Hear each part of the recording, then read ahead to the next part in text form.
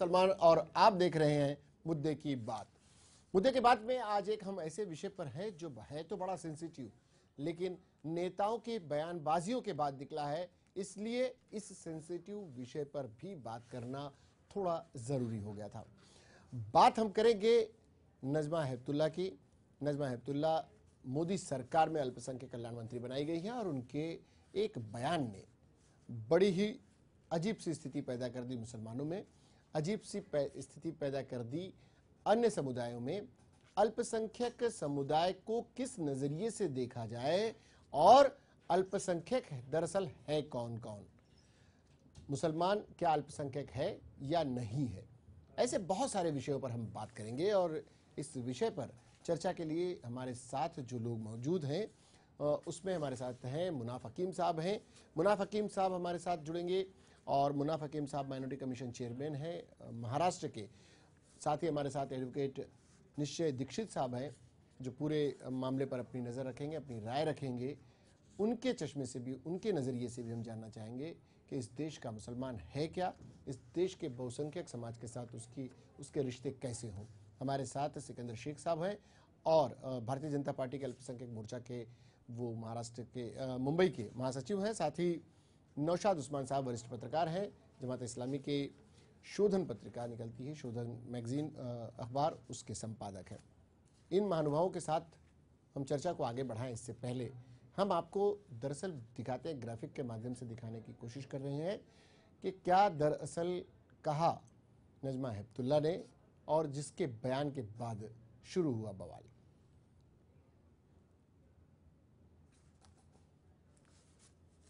नजमा हेपतुल्ला क्या वो बयान केवल मुसलमान ही क्यों, ये केवल मुस्लिम मामलों का मंत्रालय नहीं है, मुस्लिम अल्पसंख्यक नहीं है, वास्तव में पारसी अल्पसंख्यक हैं और उनकी आबादी घट रही है, उन्हें मदद की ज़रूरत है ताकि वे लुप्त न हो जाएं। मुसलमान अल्पसंख्यक नहीं है और उन्हें आरक्षण नहीं दिया जाना चाहिए। इस सरकार में यानी मोदी सरकार में हर वर्ग का विकास होगा, अल्पसंख्यक हो, माफ कीजिए हम फिर से पढ़ते हैं, केवल मुसलमान ही क्यों, ये केवल मुस्लिम मामलों का मंत्रालय नहीं है, मुस्लिम अल्पसंख्यक नहीं है, वास्तव में पारसी अल्पसंख्यक है और उनकी आबादी घट रही है, उन्हें मदद की जरूरत है ताकि वे लुप्त न हो जाएं।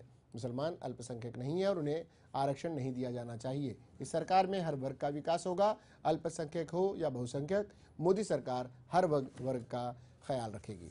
ये वो बयान है जिस पर ये बावेला मचा हुआ है। इसी विषय पर हमारे साथ चर्चा के लिए मौजूद हैं हमारे चार गणमान्य अतिथि। आप सभी का बहुत बहुत स्वागत है हमारे साथ चर्चा में। मुनाफ हकीम साहब आपका बहुत बहुत स्वागत है, निश्चित साहब आपका, और निश्चित साहब आपका, नौशाद साहब आपका और सिकंदर साहब आपका भी बहुत बहुत स्वागत है। चर्चा को हम आगे बढ़ाएं, सबसे पहले चलते हैं, चूंकि माइनॉरिटीज़ का इशू है और माइनॉरिटी कमीशन के चेयरमैन हैं मुनाफ हकीम साहब और महाराष्ट्र के। मुनाफ हकीम साहब, एक बयान आता है नजमा हेपतुल्ला जी की तरफ से, ये वर्षों कांग्रेस की सदस्य रहीं, कांग्रेस के बड़े ही सम्मानित पदों पर रहीं और राज्यसभा की उपसभापति भी वर्षों रहीं। उसके बाद भारतीय जनता पार्टी का दामन थामा, भारतीय जनता पार्टी ने कई वर्षों के बाद उन्हें मुख्य धारा में शामिल करते हुए एक बहुत ही महत्वपूर्ण मंत्रालय दिया, अपने पुराने नेताओं को दरकिनार करते हुए। और उसके बाद उनका वो बयान जो अब सबके नज़र से गुजर चुका है, चूंकि आप अल्पसंख्यक मामलों के आयोग के भी चेयरमैन हैं तो आपकी नज़र से ज़रूर गुजरा होगा। क्या कहा उन्होंने ये आप जानते हैं, क्या इस बयान के क्या मायने निकाल रहे हैं आप और इस देश का मुसलमान? देखिए, अगर ये इस वक्त इस तरह की बयान दे रहे हैं, एक अल्पसंख्यक समाज की महिला की हैसियत से आज तक जो कुछ भी फायदे इन्होंने कांग्रेस में रहते हुए उठाए हैं, इस देश के राज्यसभा की चेयरपर्सन तक उनको कांग्रेस ने अपनी सुविधाएं और उनकी योग्यता को आका।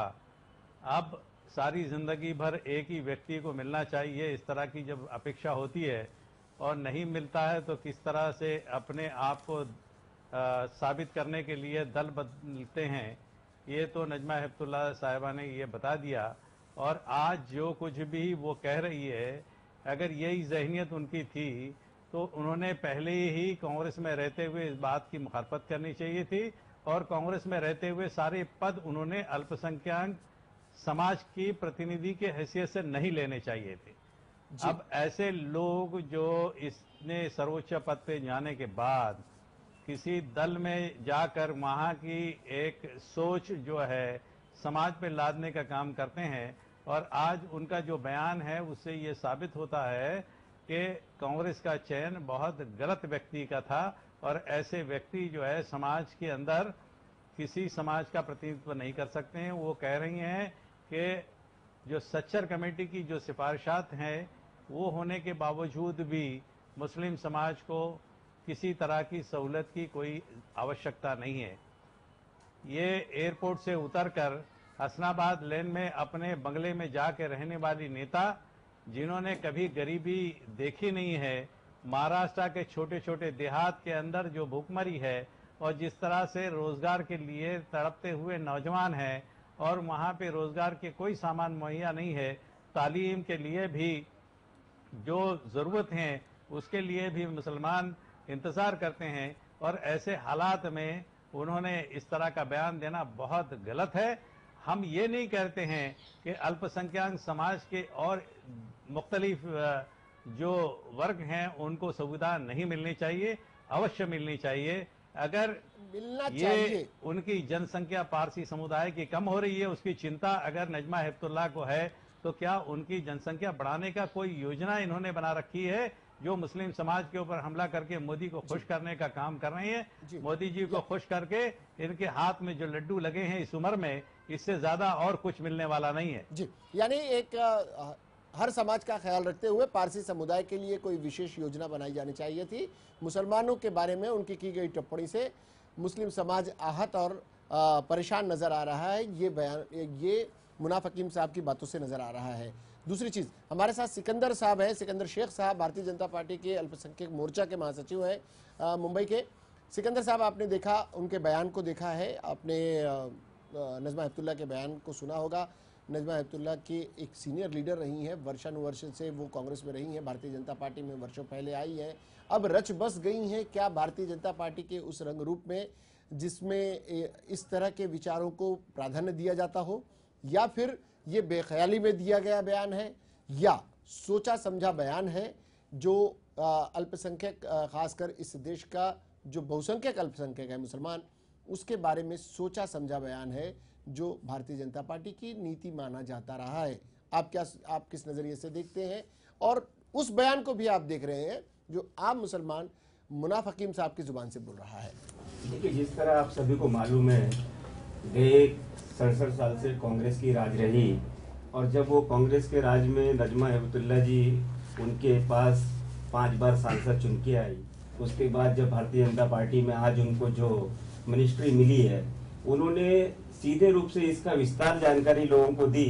हमारे देश के प्रधानमंत्री सम्माननीय नरेंद्र भाई मोदी जी ने कहा कि हिंदुस्तान में माइनॉरिटी के नाम पे लोगों को जो गुमराह की जा रही है, उसको ध्यान में रखते हुए पूरे हिंदुस्तान के 125 करोड़ लोगों की भलाई के लिए हम काम करें।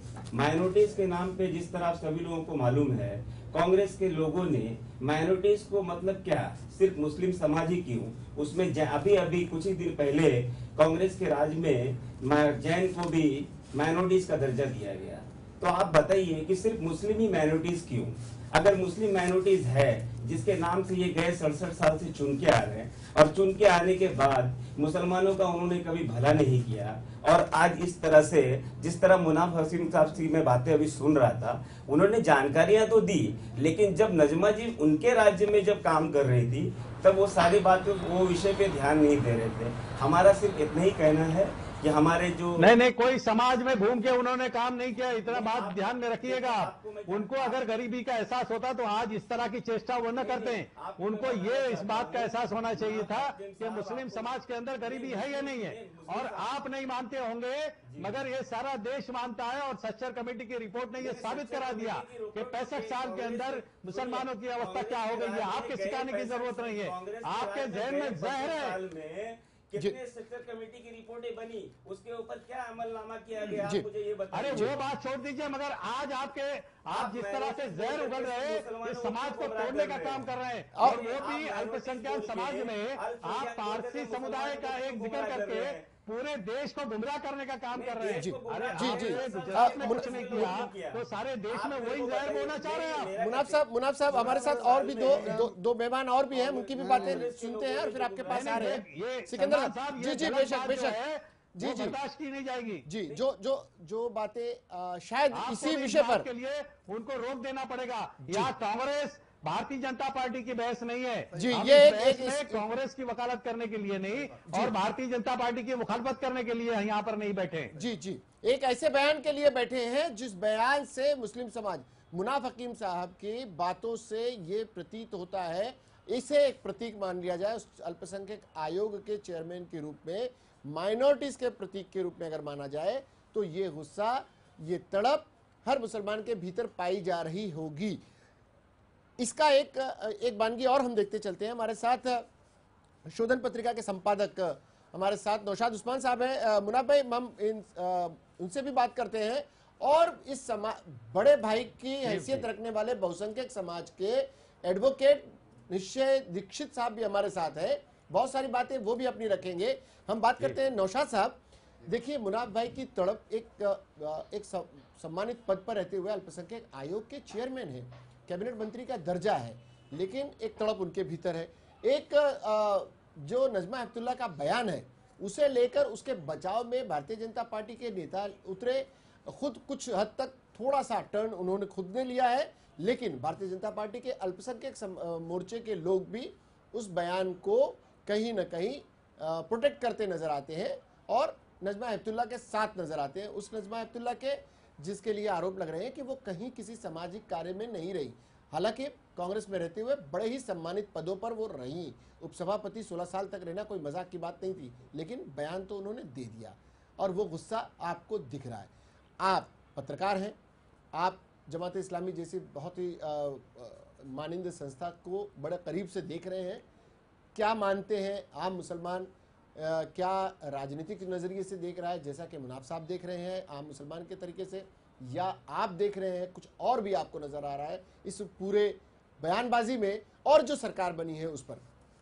क्या है कि ये एक आम तौर पे कुछ बड़े नेताओं की, मैं सारे नेताओं की बात नहीं कर रहा, कुछ जो है इस तरह के, कुछ कांग्रेस में भी है, बीजेपी में भी है, कि जब बड़े पद पर पहुंच जाते हैं तो अपने आप को हीरो साबित करने के लिए वो अपने ही कम्युनिटी के विरोध में जो है वो बयानबाजी करके जो है मीडिया में आने की कोशिश करते हैं। देखिए हम कितने ज्यादा सेकुलर है। डॉक्टर बाबा साहेब अम्बेडकर जी ने कहा था कि what is reservation? Reservation is representation. आरक्षण क्या है? आप अपने कम्युनिटी का प्रतिनिधित्व करते हैं, यानी participation in the power is called as reservation. लेकिन क्या है कि जब एक बड़े उच्च पद पर पहुंच जाता है कुछ नेता लोग, तो वो अपने कम्युनिटी का रिप्रेजेंटेशन नहीं करते। नजमा हेपतुल्लाह साहब अगर से किसी बहुसंख्यक समाज से होती तो आज वो अल्पसंख्यक समुदाय की जो है मंत्री नहीं बन पाती। वो आज मंत्री इसलिए है, मुनाफ हकीम साहब ने बिल्कुल सही कहा है कि वो एक अल्पसंख्यक समुदाय को बिलोंग करती है, और जो है इसका विरोध खुद भाजपा। देखिए, अगर ये बयान अगर किसी गैर मुस्लिम नेता का आया होता तो शायद माइनॉरिटीज के लोग, मुस्लिम समाज के लोग शायद उसे थोड़ा सा दूसरे नजरिए से भी देख लेते कि भारतीय जनता पार्टी पर यूं भी सांप्रदायिकता के आरोप लगते रहे हैं। भारतीय जनता पार्टी के अपने नेता भले ही इससे इनकार करते रहे, लेकिन आरोप लगते रहे हैं। तय करना नहीं करना वो आम जनता को तय करना होता है, लेकिन खुद उनके समाज से जब निकल कर आता है इस तरह का बयान तो शायद लोगों का गुस्सा ये और पुरानी तड़प, पॉलिसी है, निकल कर आती ये है। पुरानी पॉलिसी है। ज्ञानी झेल सिंह साहब को राष्ट्रपति बनाया, सलमान सिखों पर जी, जी अत्याचार बिल्कुल, किया। मैं आ रहा था एपीजे अब्दुल मिस्टर कलाम दीक्षित को, साहब के पास ही आ रहा था। आप ज्ञानी जैल सिंह साहब का उदाहरण देंगे। जी। सलमान जी, देखिए आप निश्चय साहब मैं मुनाफ हकीम साहब से एक सवाल पूछना चाहता हूँ। जी 1992 में नोटिफाइड किया गया मुस्लिम, बुद्धिस्ट, पारसी, सिख, क्रिश्चियंस और अब जैन समाज को कांग्रेस के राज में नोटिफाइड किया गया एज अ माइनॉरिटीज, ठीक जी। है। उसके बाद कांग्रेस के राज में एक पर्टिकुलर लेजिस्लेशन लाया गया जिसके अंदर मुस्लिम्स को 4.5% रिजर्वेशन दिया गया, ठीक है। लेजिस्लेशन जो लाया गया, कांग्रेस के अंदर एनसीपी का भी सपोर्ट था, तो हम ये मान के चलेंगे कि कांग्रेस और एनसीपी दोनों जन ने मिलके ये लेजिस्लेशन लाया। दीक्षित लेजिस्लेशन जो लाया, रिजर्वेशन की कोई बात नहीं आई अभी तक। नहीं, बिल आया था मुनाफ हकीम साहब, और उसको आंध्र प्रदेश हाईकोर्ट ने क्वाश कर दिया, सेट असाइड कर दिया कि इसको अनकॉन्स्टिट्यूशनल करके। आंध्र प्रदेश की बात कीजिए, महाराष्ट्र में नहीं आया ऐसा महाराष्ट्र में नहीं, नेशनल इसके अंदर आंध्र प्रदेश हाईकोर्ट ने क्वाश कर दिया। क्या उसके खिलाफ वहां की सरकार, कांग्रेस की सरकार थी, क्या उसके खिलाफ उसने सुप्रीम कोर्ट में याचिका डाली या नहीं डाली? मेरे जानकारी के अनुसार उसके अंदर मैंने रिसर्च किया है, कोई याचिका नहीं डाली गई। ऐसा है, उसके नियम ये है। इनके legislation आपको जो किसी लेके भी आते थे, जाति के नाम पे आरक्षण देने के पहले उसके नियम अनुसार आपको आगे जाना होगा। ये आदेश आपको उस वक्त आंध्र के डिसीजन पे सुप्रीम कोर्ट ने भी दिया है कि आपको वहां की पूरी प्रथा के मुताबिक जो संविधान ने दिया है उसके मुताबिक आपको जाना चाहिए था। इसमें आपने गलती की है, इसलिए उन्होंने रिजेक्ट किया। मैं ये कहता हूं कि मुस्लिम समाज ने कहीं पर भी आरक्षण की बात नहीं की। आज हमारे शिक्षा के प्रति पिछड़ेपन को सच्चर कमेटी ने उजागर किया है। हम ये कहते हैं कि शिक्षा के क्षेत्र के अंदर और रोजगार के क्षेत्र के अंदर मुनाफ हकीम जहां साहब, पर मुसलमानों 60 साल की तादाद तक कम सिर्फ है, कांग्रेस क्रिश्चियनों का की राज तादाद था। कम है, तो जैन अभी पारसियों की तादाद कांग्रेस कम है, वहां प्रतिनिधित्व आप देंगे नहीं देंगे? नहीं, मेरी बात सुनिए। तो जहां के 60 साल तक सिर्फ कांग्रेस और एनसीपी का राज था। मुनाफ हकीम साहब, आप इस हकीकत को मान तो क्या लीजिए कर- कि वोट बैंक निश्चित- की पॉलिटिक्स खाली की गई। निश्चित से दीक्षित साहब, एक मिनट मुनाफ हकीम साहब को जी। मैं ये खाली नहीं, बोल नहीं, देता हूं, आप और गलत इसीलिए इस इस बार पे का आ रहे हैं। मुस्लिम मैं समाज जो एनसीपी, है कांग्रेस उसने और भारतीय ऑल्टरनेटिव जनता पार्टी लेने पे के लिए यहाँ बहस आप नहीं पार्टी कर को रहा वोट हूं। दिया। जी अभी पार्टी की मैं बात ये कह रहा हूं कि पार्टी नजमा की अगर रही हेपतुल्ला है, ने नजमा हेपतुल्ला ने एक बयान दिया है। दीक्षित साहब, आप देखिए गलत जा रहे हैं। दीक्षित आप साहब, दीक्षित ये साहब, कहिए एक कि minorities को लेकर- नजमा हेपतुल्ला ने जो बयान दिया वो गलत है या सही है? जी वो तो जी जी गलत है। दीक्षित साहब, हाँ दीक्षित तो साहब, बिल्कुल गलत है। एक बयान आया, इस बयान को किस नजरिए से आप देखते हैं? इस देश का बहुसंख्यक समाज किस नजरिए से देखे? क्या माइनॉरिटी में है मुसलमान या नहीं? मुसलमान बिल्कुल माइनॉरिटी में है। बस ये अगर ये है, फिर उसके बाद आरक्षण के मुद्दे पर हम आते हैं बाद में। मुसलमानों के लिए जिस तरह का बयान किया है, इसमें नहीं, क्या सलमान राजनीति? साहब ऐसा है जी, जी, जी। कि आरक्षण का मुद्दा जहां तक के है, जी। नजमा हेपतुल्ला जी के लिए नहीं हो सकता, क्योंकि प्लेन से उतरने के बाद गाड़ी में एयर कंडीशन में बैठते हैं, एयर कंडीशन से बंगले में आते हैं, घर में आराम करते हैं अपने एयर कंडीशन के अंदर। उनको अपनी गली जो हसनाबाद लेन है, जी। उस हसनाबाद लेन में सांता क्रूज में कितने फेरी वाले रास्ते पर वहां पर रोजा इफ्तारी करते हैं, दिन भर भूखे रहते हैं, और वहां पर गरीब आदमी किस तरह रोजगार के लिए रास्ते पर भटकता है, इस बात का एहसास तो उन्होंने उनको अपने अब इस उम्र में क्या आएगा? उन्होंने सारी सत्ता भोगी कांग्रेस में, उस वक्त इनके जबान से एक बात नहीं निकली। मुनाफ हकीम सत्ता साहब, प्राप्त करने ये के लिए सारे चाटुकारिता, ये इससे सारे बेहतर कोई नहीं ये तो जानता। सलमान खुर्शीद साहब के साथ भी था। ये सलमान खुर्शीद साहब के साथ भी था। सलमान खुर्शीद साहब फर्रुखाबाद से चुन के आए, and he was acting फ्यूडली।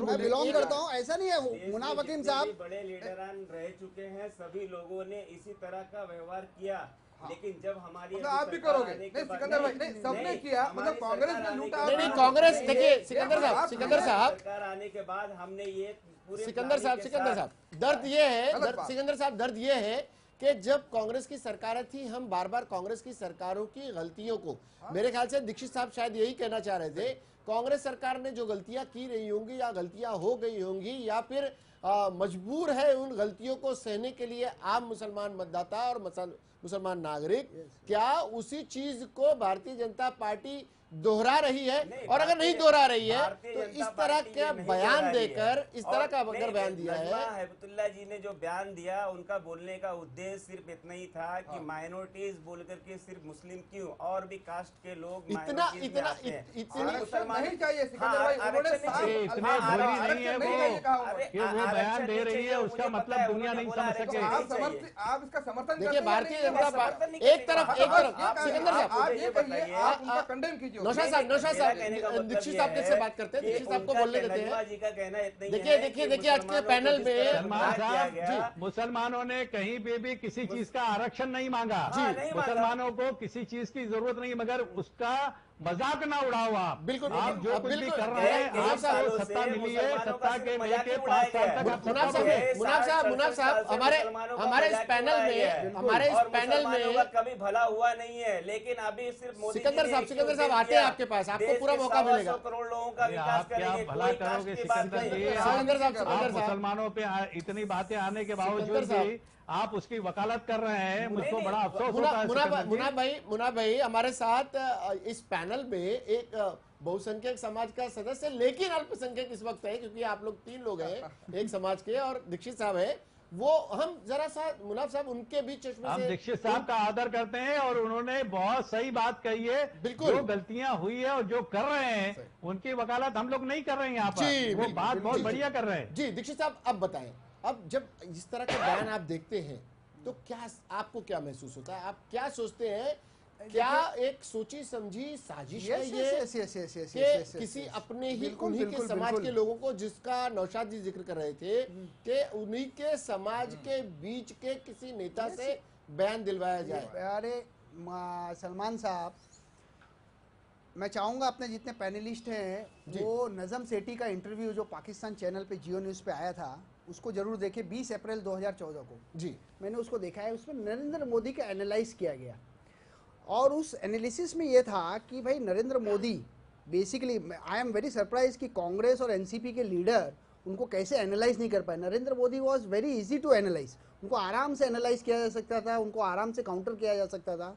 Narendra Modi को जो पाकिस्तान के नजम सेठी ने एनालाइज किया, उन्होंने इसके अंदर क्लियर कट बोला कि नरेंद्र मोदी इंडिया के अंदर he will take a policy and decisions of Hindu appeasement, not Muslim appeasement, Hindu appeasement। Narendra Modi की जितनी वर्किंग थी सारी की सारी थी पोलराइज हिंदू अगेंस्ट मुस्लिम्स।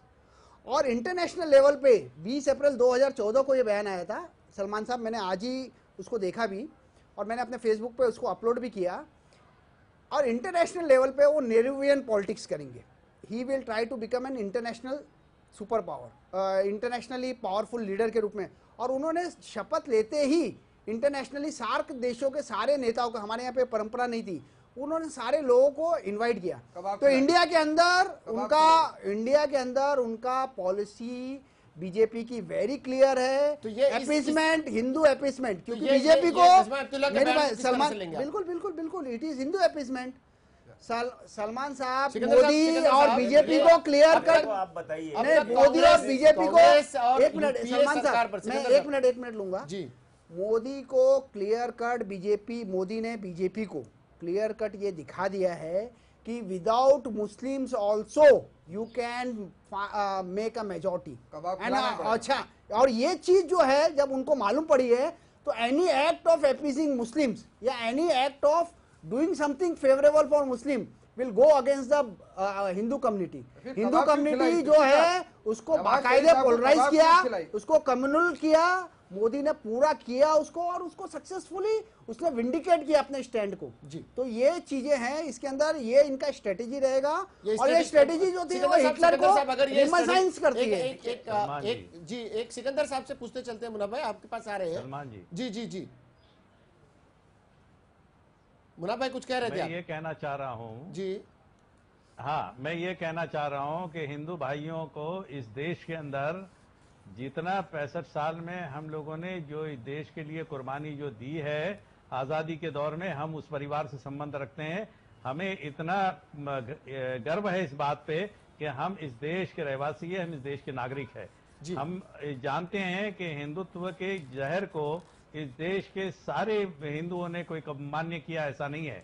ये इस देश का मुसलमान भी ये नहीं चाहता है कि हमारे जो बहुसंख्यक भाई है उनको कुछ न मिले और हम ही को सब मिले। हमको कुछ न भी मिले तो बड़े सुख से हम देश के अंदर है और हम इस देश के अंदर किसी भी तरह की गद्दारी की भूमिका नहीं करते हैं। हम देश विरोधी नहीं है, मगर आज जो कुछ भी कृत्य हो रहा है वो व्यक्ति कर रहा है कि जिसने अल्पसंख्यक होकर सारी सुविधाएं प्राप्त की है। इस बात का दुख है। अगर कोई भारतीय जनता पार्टी के व्यक्ति ने अगर इस बात की होती तो इसको सीरियसली नहीं लेते हम। जी मुन्ना भाई, हम आते हैं, आप सिकंदर साहब आपके पास आते हैं एक छोटे से ब्रेक के बाद। वक्त एक छोटे से ब्रेक के बाद लौटते हैं, सिकंदर साहब के पास आते हैं। बहुत सारे ऐसे विषय जो विषय को छूते हुए जा रहे हैं। अपीजमेंट की राजनीति की बात हो रही थी, पिछली सरकार पर अल्पसंख्यकों के अपीजमेंट का आरोप लग रहा था। इस सरकार पर थोड़ा सा उलट कर लगेगा। बहुसंख्यकों के मत पर आने वाली ये सरकार क्या बहुसंख्यकों के अपीजमेंट का कार्य करेगी या माइनॉरिटीज को साथ, सबके विकास की अगर बात हो रही है, सिकंदर साहब बताएंगे कि कैसे सबको साथ लेकर विकास करने की बात में अगर इस तरह की बयानबाजियां होंगी तो कैसे सब साथ आएंगे। ब्रेक के बाद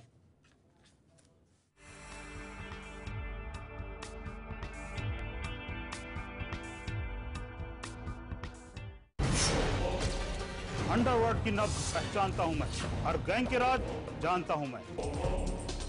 कहां से चलती है कंपनी, कैसे किया मुंबई पुलिस ने कंपनी को खल्लास, कौन चला रहा है माफिया नेटवर्क, सबकी खबरें देता हूं मैं। इन 22 सालों में गैंगवार मैंने देखे, गली के गुंडों को डॉन बनते मैंने देखा। लेमन न्यूज के क्राइम टीम रखेगी अपराध जगत पर पैनी नजर।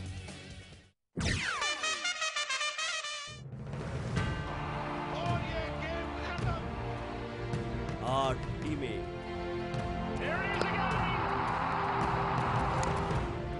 60 मैचेस, 200 खिलाड़ी और सिर्फ एक लक्ष्य, आईपीएल सीजन 7 के हर एक मैच का रोचक और रोमांचक विश्लेषण। अभय गोवेकर के साथ लेमन स्पोर्ट्स एडिशन।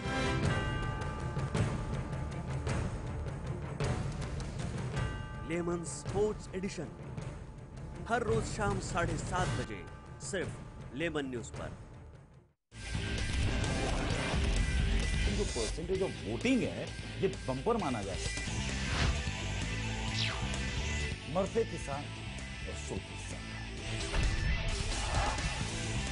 नमस्कार, मैं प्रशांत आंग्रे और आप तमाम दर्शकों का स्वागत है लेमन प्राइम टाइम हर रात 9 बजे।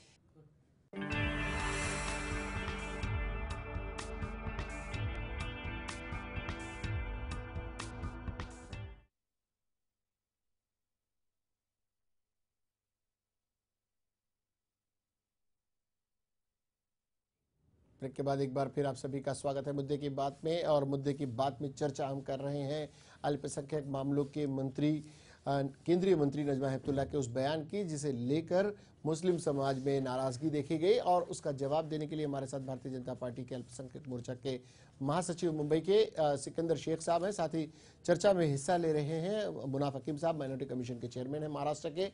नौशाद उस्मान साहब वरिष्ठ पत्रकार हैं, शोधन के ये संपादक हैं। और एडवोकेट हाईकोर्ट निश्चय दीक्षित साहब हैं जो अपनी बातें रख रहे हैं। आप पूरे बयान को सुन रहे थे, आप देख रहे थे सिकंदर साहब, आप अपनी बात भी रखते रहें।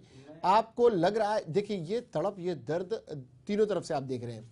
मुनाफ हकीम साहब, जैसा हम बार बार कह रहे हैं कि वो एक प्रतिनिधि है, अल्पसंख्यक आयोग के वो चेयरमैन है, कैबिनेट मंत्री का उनको दर्जा है। अगर वो इस तरीके से अगर अपनी बात रख रहे हैं, यानी कितना गुस्सा होगा। नौशाद साहब भी वही बात कर रहे हैं, कमोबेश उसी को और भी बढ़ाकर और भी बेहतर तरीके से दीक्षित साहब कह रहे हैं। तो ये अगर आप लोगों के पास नजमा हेपतुल्ला के इस बयान के बाद में आपका पूरा जो अल्पसंख्यक मोर्चा है, ये अपने आप में अल्पसंख्यकों को साथ लेकर जोड़ने की कोशिश होगी, क्योंकि इस समाज की संरचना ऐसी है कि किसी समाज को दूर करके नहीं रखा जा सकता।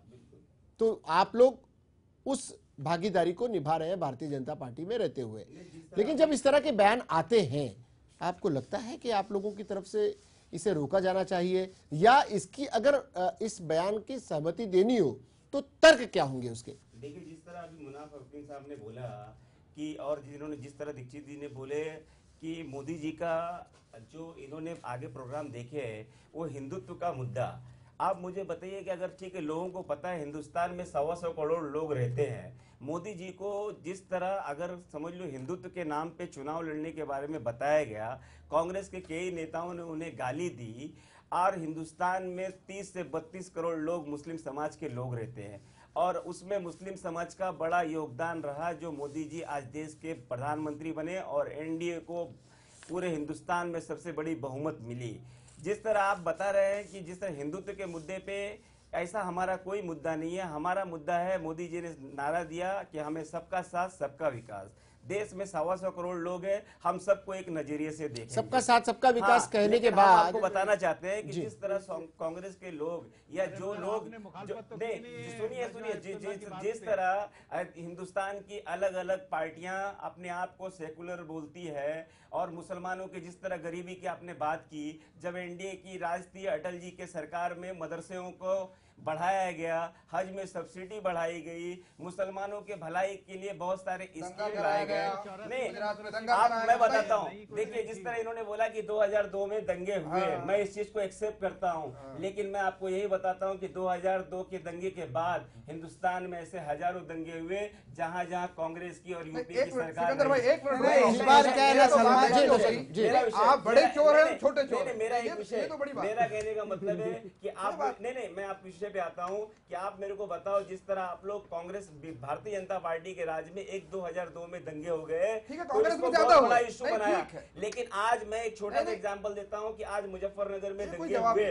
अरे सारी दुनिया जानती है, मुनाफ साहब सुनिए, अभी कुछ ही दिन पहले मुजफ्फरनगर में दंगे हुए, आज भी 5 से 10 हजार मुस्लिम समाज के लोग वहाँ कैंप में रह रहे हैं। कांग्रेस के लोग, सिकंदर भाई, देखिए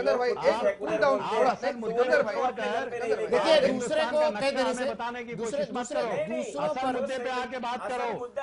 असल मुद्दा ये है सलमान साहब, मेरी बात मांगी है क्या? इसके नाम पे अलग अलग पार्टियों ने गुमराह करने का काम किया। हम लोगों का एक ही उद्देश्य है कि हिंदुस्तान के 125 करोड़ लोगों का विकास होगा। इस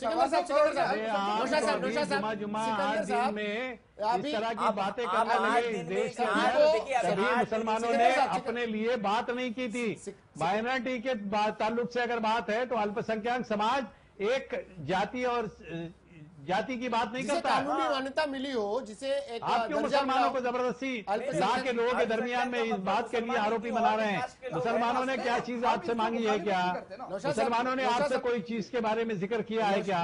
नजमा हेपतुल्ला जो रेस्पेक्टेड लीडर, वो आके मुसलमानों के बारे में बात करेगी, जिन्होंने पूरा जिंदगी पूरा फायदा उठाया मुसलमान होने की हैसियत से, वो आज आके इस तरह की जहर उगल रही है। अपने पद से त्याग देकर इनको बाहर आ जाना चाहिए। हम कोई पार्टी की वकालत करने के लिए नहीं और भारतीय जनता पार्टी की मुखालफत करने के लिए नहीं बैठे यहाँ पर। नौशाद साहब जो चीज कह रहे हैं, जो बातें रख रहे हैं मुनाफ हकीम साहब, आपको उसमें और सिकंदर साहब की बातों में अगर दोनों के बातों को तोला जाए, देखा जाए, एक तरफ ये है कि मुसलमानों को अल्पसंख्यक न मानने के पीछे के कारण क्या है, क्यों कहा नजमा हेपतुल्ला ने, दूसरी तरफ भारतीय जनता पार्टी के नेताओं की तरफ से ये तर्क आ रहे हैं कि उन्होंने ये नहीं कहा, बल्कि ये कहा कि यही क्यों, अन्य क्यों नहीं, अन्य क्यों नहीं कहने के पीछे का तर्क दे रहे हैं दीक्षित साहब कि ये हिंदू अपीसमेंट की बात है। जो चीजें अगर हिंदू कम्युनिटी को, इस बहुसंख्यक समाज को बेहतर लगे, ऐसे हर बयान को जारी करो। नया चेहरा लेकर आए माइनॉरिटी के रूप में, नहीं तो उनके पास स्थापित चेहरे थे भारतीय जनता पार्टी के। काम मत करो, जजबातों में गुमराह कर दो पूरे देश को। अब क्या, अब नौशाद साहब क्या है, मुझे बोलने क्या लगता है भाई, आप मुझे बोलने दीजिए। जी नौशाद साहब बोलिए। ऐसा है कि इसके पीछे एक बहुत बड़ी साजिश है भाजपा की।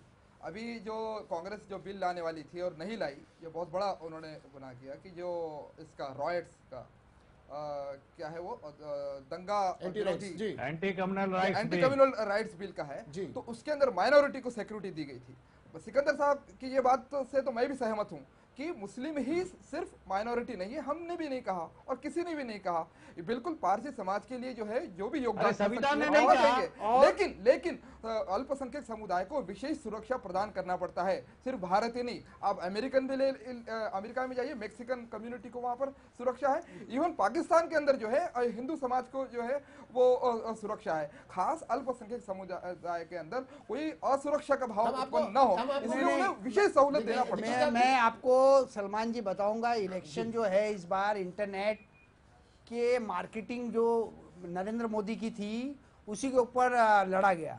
और इस एंटी कम्युनल बिल और दूसरी चीज थी जो आजम खान, जब मुजफ्फरनगर का राइट हुआ तो आजम खान साहब जब वो अखिलेश सिंह यादव को लेके गए, Uttar Pradesh was the biggest area, 70-80 seats थी, तो मुलायम सिंह यादव के बेटे अखिलेश सिंह यादव, करो यार मुजफ्फरनगर, नहीं, अखिलेश सिंह यादव को जो टोपी बन के दिखाएगा इंटरनेट पे, वो सारी चीजें जो है ना मुजफ्फरनगर में लेके आई गई। जो लोग आरोपी थे उनको स्टेज पे बुला के आपने हार पहनाया है आपकी पार्टी ने। जिन लोगों ने वहां पे मुसलमानों के ऊपर अत्याचार किए उनको हार पहनाया आपने स्टेज पे बुला के, और उनकी वकालत कर रहे हैं। मैं आपको ये बता रहा हूँ कि इंटरनेट के अंदर इसी एंटी कम्युनल बिल को लेके और इसी चीजों को लेके पोलराइज किया गया। कानून के तहत उनको सजा क्यों नहीं दी गई? इलेक्शन की बात नहीं है। नजमा हेपतुल्ला ने जो कुछ भी किया है वो गलत है। ये बात आपको अल्पसंख्यक मोर्चे के प्रतिनिधि के हैसियत से कितनी रैली निकाली गई, राष्ट्रवादी पार्टी और कांग्रेस ने कितनी रैली नजमा हेपतुल्ला के विरुद्ध निकाली। दीक्षित जी, ये क्या ये सब्जेक्ट है? नहीं, ये सब्जेक्ट है, सब्जेक्ट डाइवर्ट क्योंकि इसको अगेंस्ट में लेके आइए ना। आप तो पार्टी के अंदर है, आपने लड़ना चाहिए, आपने कहना चाहिए कि इस तरह की गलत बात से बात आए। मोर्चे में कभी आईना दिखा रहा हूँ, मिरर दिखा रहा हूँ। अरे आईना की दुकान हमारे पास खुद है। हमको मत बताइए आप आईना। मुनाफ साहब, निश्चय दीक्षित साहब का भारतीय जनता पार्टी से दूर दूर तक का कोई संबंध नहीं है। ये एक तीसरे नहीं, हम उनको मानते हैं जी। देखिए दीक्षित साहब अगर बात कर रहे हैं तो हम बिल्कुल बीच में नहीं बोलेंगे, हम उनकी बात सुनने के लिए तैयार हैं। चलिए दीक्षित साहब अभी आप ही बोल रहे हैं, क्योंकि इस वक्त जैसा कहा जा रहा है अल्पसंख्यक समुदाय को बोलने का मौका भी नहीं मिलता रहा, लेकिन इस पैनल में आप चूंकि अल्पसंख्यक हैं, आपकी बात अगर सुनना चाह रहे हैं तो हम जानना चाहते हैं सचमुच में बड़ी ईमानदारी की बात। ये सिकंदर साहब भी मेरी बात से इत्तेफाक रखेंगे, नौशाद साहब भी रखेंगे, मुनाफ भाई भी रखेंगे। इस देश का बहुसंख्यक समाज अगर सेकुलर ना हो, इस देश का बहुसंख्यक समाज अगर समझदार ना हो, इस देश का पूरा ताना बाना बिखर सकता है। ये बहुसंख्यक समाज का बड़प्पन है कि वो अपने साथ के छोटे भाई समझने वाले तमाम माइनॉरिटीज को अपने साथ लेकर अपने सीने से लगाकर चल रहा है। वो ताकतें जो इन्हें दूर करती हैं उन्हें पहचानने की जरूरत है। वो अलग अलग शक्लों में आती होंगी। भारतीय जनता पार्टी से भी स्वर उठते हैं, वो दूसरों पर लगाते हैं, कांग्रेस एनसीपी दूसरों पर लगाते हैं, लेकिन हम आपके नजरिए से देखना चाहते हैं। आप बहुत संक्षेप में बताएं कि वो क्या है, आप किस नजरिए से देख रहे हैं इस पूरे बयान को और इस बयान के बाद होने वाले परिणामों को, क्योंकि बयान इसी तरह से नहीं आ रहे जिस तरह से जैसे ही शपथ ली गई धारा 370 का इशू उठा दिया गया, दूसरे दिन ये बयान आ गया, तो ये क्या है? मैं सलमान जी, मैं आपको यही बात बता रहा हूँ, जो इलेक्शन लड़ा गया मोदी के वॉर रूम के अंदर, उसके अंदर एंटी कम्युनल जो बिल था, पहली चीज उसको इंटरनेट व्हाट्सएप से हर जगह पे फैलाया गया। मेरे पास भी आया था एंटी कम्युनल बिल जो कांग्रेस ने लाया था, जो लाने वाली थी, उसका प्रारूप टोटली डिफरेंट था, लेकिन इंटरनेट पे उसको अलग ढंग से पेश किया गया जी। मुजफ्फरनगर जब दंगे हुए तो अखिलेश सिंह यादव का जो फोटो था आजम खान के साथ मस्जिद से निकलते हुए टोपी पहने हुए, वो फोटो को इंटरनेट पे कंटिन्यूस मोदी ने ये क्या बोलते हैं फ्लैश करवाया। मोदी ने, he is a very big planner. Narendra Modi का जो राइस है और हिटलर का राइस, दोनों का राइस एकदम सेम है। मैं आपको बता रहा हूँ, मेरी बात सुनिए। और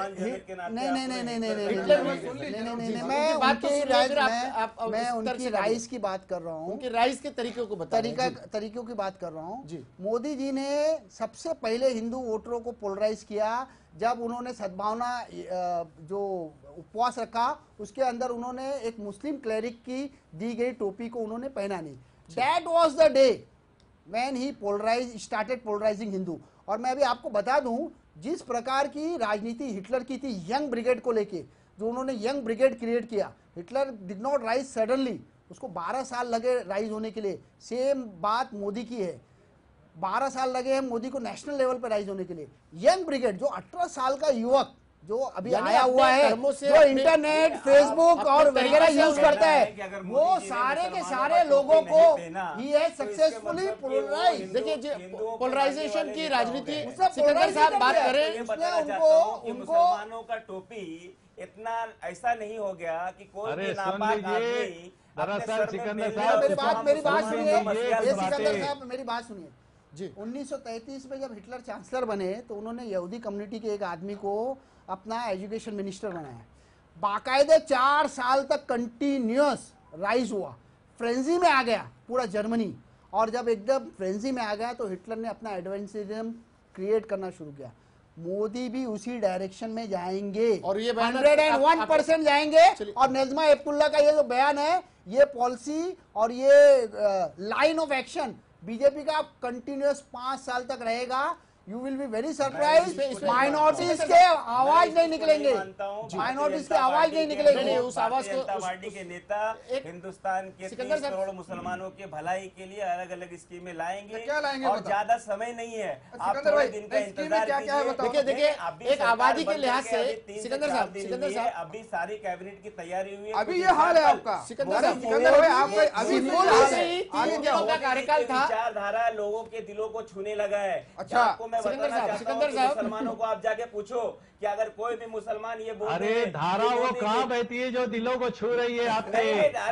आपके दिलों को छू रही होगी, और इस देश के बाकी लोग जो है 6 महीने के अंदर सभी पता चल जाएगा कि आपका क्या मंशा है और क्या नियत है आपकी, किस तरह से आप काम करने वाले हैं।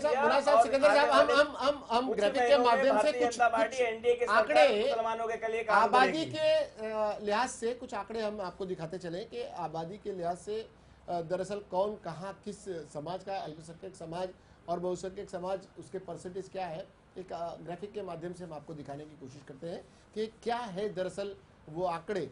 अल्पसंख्यक क्यों कहे जाते हैं, और अल्पसंख्यक अगर हैं तो अल्पसंख्यकों की बात करने में कोई क्यों नहीं अपने आप को उससे कट कर क्यों बात करे। ये अपीजमेंट फिर ये क्या, जैसे वो कहे कि सिर्फ जैसे भारतीय जनता पार्टी, जनसंघ और उससे जुड़े हुए पुराने जब इस दल थे, ये कहते थे कि दूसरों के अपीजमेंट की बात हो रही है, तो क्या माइनॉरिटीज की मिनिस्टर अगर पारसी समुदाय की बात करके, क्या ये पारसी समुदाय के अपीजमेंट नहीं है? क्या पारसी समुदाय का नाम लेकर वो अपने आप को बहुसंख्यक बताकर पारसी समुदाय का अपीजमेंट नहीं कर रही हैं?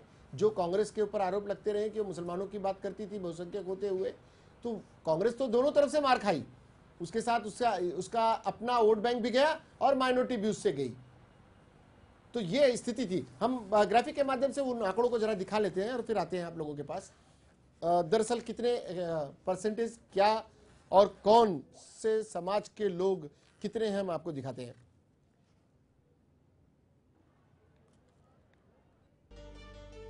देखिए भारत की कुल आबादी लगभग 125 करोड़ है, उससे ज्यादा 125 करोड़ से ज्यादा की आबादी है।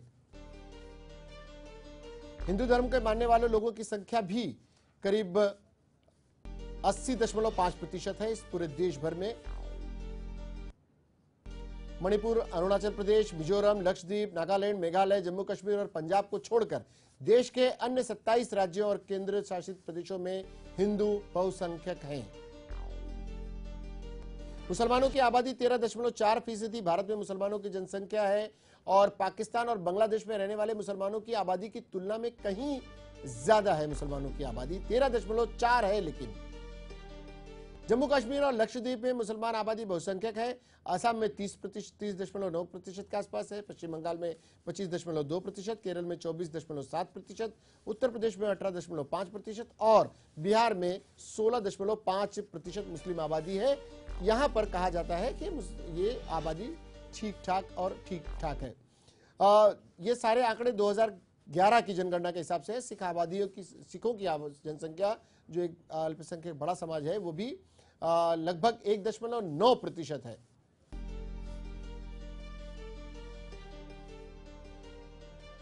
पंजाब में जो सिख समाज है वो पंजाब में लगभग 75%, चंडीगढ़ में 16.1%, हरियाणा में 5.5%, दिल्ली में 4%, उत्तराखंड में 2.5%, जम्मू कश्मीर में 2%। ये समाज भी कहीं हर जगह पाया जाता है। ईसाई समाज की आबादी कुल आबादी का 2.3% है। भारत में ईसाइयों की आबादी 2.3% है और ऐसा कोई जिला या नहीं है जहां पर ये लोग न पाए जाते हैं। नागालैंड, मिजोरम, मेघालय में ईसाई बहुसंख्यक हैं। मणिपुर में, गोवा में, अंडमान और निकोबार में, केरल और अरुणाचल प्रदेश में भी बहुत बड़ी संख्या में ईसाई पाए जाते हैं।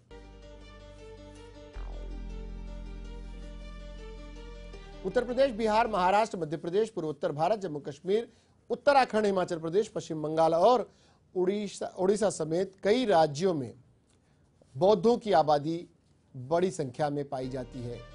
ये भी अल्पसंख्यक समाज के माने जाते हैं।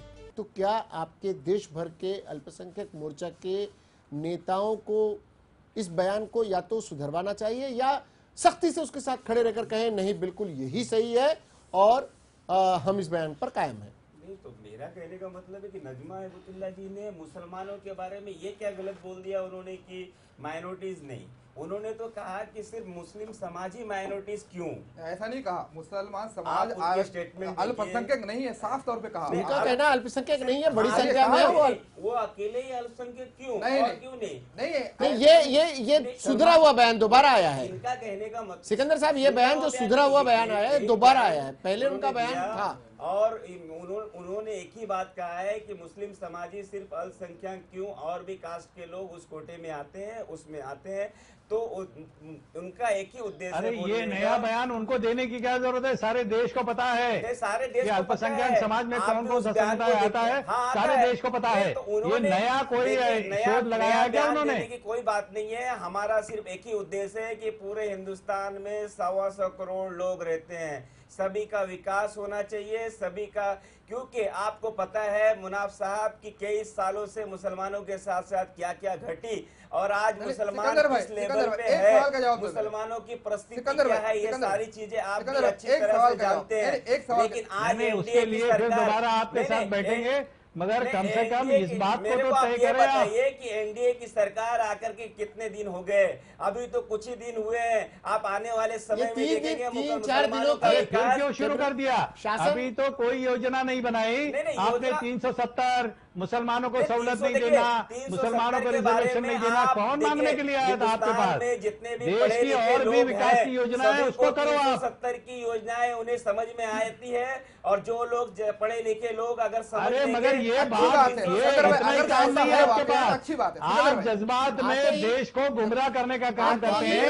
साथी समाज का विकास करने के लिए कभी भी किसी भी समाज ने विरोध नहीं किया, बिल्कुल करना चाहिए।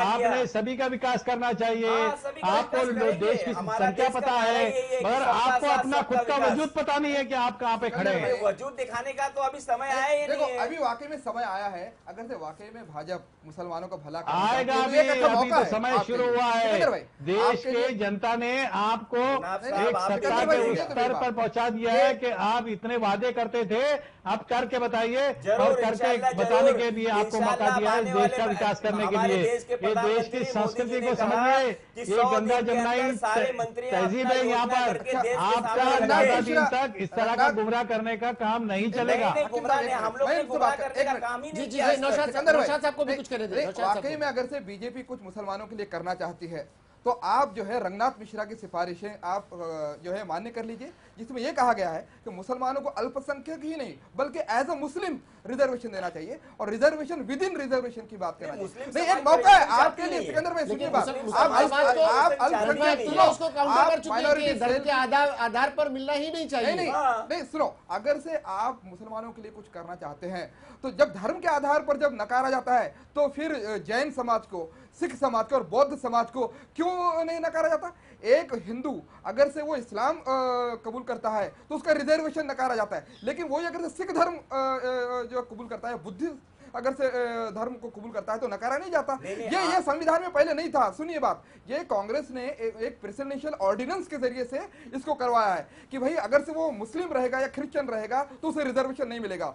अभी भी जो आरक्षण मिलता है वो धर्म के आधार ही पर मिलता है। सिकंदर साहब, ये धर्म के आधार, आप अल्पसंख्यक यहाँ पर मुसलमान अल्पसंख्यक है या नहीं?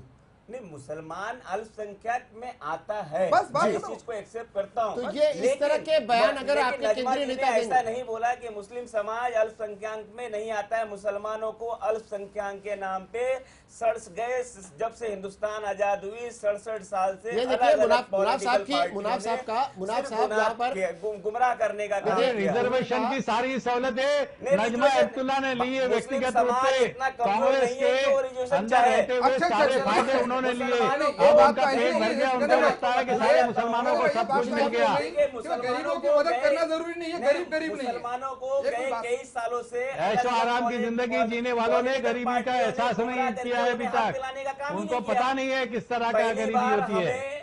फुल बहुमत मिली। देखिए अल्पसंख्यकों क्या, देखिए सिकंदर साहब अल्पसंख्यकों के विकास की बात थी। अल्पसंख्यकों के विकास, सिकंदर साहब नजमा हेपतुल्लाह से अभी बहुमत में आने के बाद 20 रमजान में, अभी रमजान आ रहा है, रमजान में ज़कात दिलवाई है गरीबों को अपने हाथ से।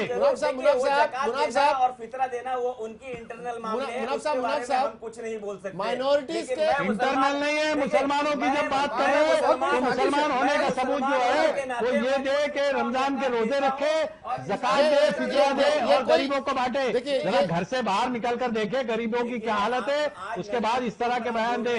देश के अंदर राजनेता कोई धर्म नहीं होता, राजनेता ने सभी धर्मों की इज्जत करनी चाहिए। इतने इशू खड़े किए कि वो रास्ते पे नहीं चलते, उनके फुटपाथ पे लोग चलते हैं, लेकिन कांग्रेस और राष्ट्रवादी के लोग कई नेता इतने सालों से राज करने के बावजूद भी मुस्लिम समाज का विकास क्यों नहीं किया? आप इसका जवाब दीजिए। सिकंदर भाई ये बात तो ऐसी देखिए, दलित भी, अरे यहाँ जिस विषय पे बैठे उसकी बात करो, उसके लिए आप मेरे पास आ जाओ, मैं आपको जवाब दूंगा। और या तो किसी डिबेट में आओ, मेरे से आगे बात करो तो उस वक्त मैं आपको जवाब दूंगा कि कांग्रेस, राष्ट्रवादी कांग्रेस पार्टी ने 65 साल के अंदर क्या किया, इसके बारे में इशू था। पार्टी एनडीओ को जब ऐसा मौका ही नहीं मिला, सिकंदर साहब से मुसलमान पहले आप अपने ये तमाम चीजों पे आप अपना खुद का स्टडी करके आइए और उसके बाद पहले नजमा हेपतुल्लाह के बारे में बताइए कि उन्होंने जो बयान दिया वो बात सुनिए, किसी को खुश करने के लिए कभी भी